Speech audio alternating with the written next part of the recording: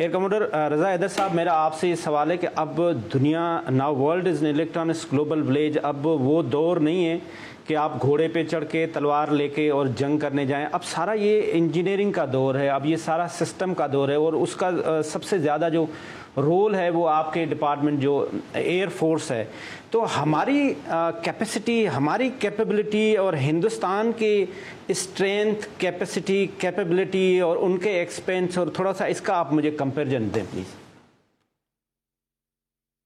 जी doctor साहब, बहुत शुक्रिया आपका प्रोग्राम में दावत देने का, और बहुत ही आपने अच्छा सवाल पूछा है। Competition and war calculus. Sir, देखिए, जब भी कोई मुल्क ये प्लान करता है कि मैंने दूसरे मुल्क पे अटैक करना है, तो कुछ वॉर कैलकुलस करता है, जिसमें सबसे पहले देखता है कि मेरा पॉलिटिकल एम क्या है और क्या मेरी मिलिट्री की स्ट्रेंथ काफी है उस पॉलिटिकल एम को अचीव करने के लिए।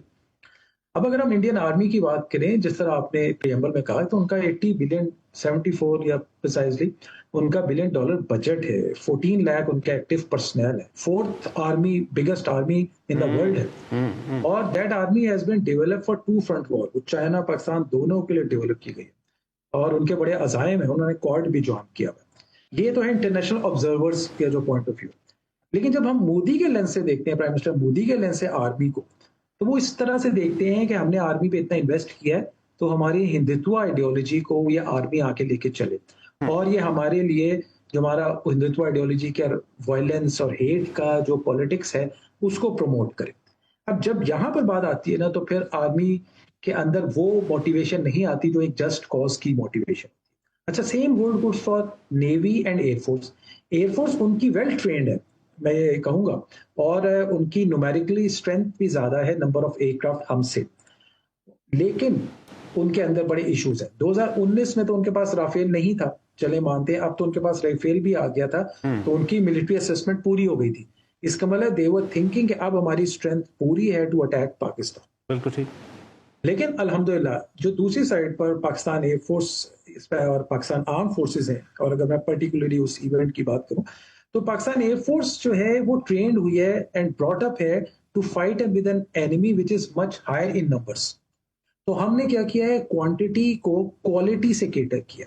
राइट। और क्वालिटी में क्या आ जाता है, quality of training, quality of equipment, quality of leadership, और फिर एयर स्ट्रेटेजी।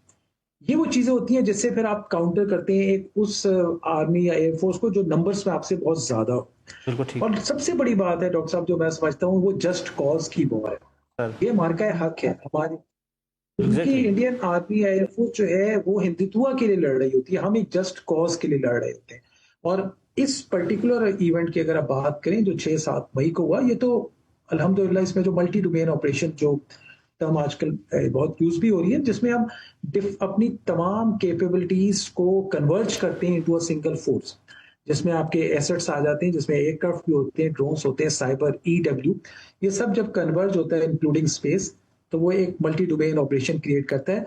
तो आपका सवाल का जो जवाब वो बनता ये है कि हमने अपनी क्वालिटी ट्रेनिंग, इक्विपमेंट और लीडरशिप के थ्रू इतने बड़े फौज को काउंटर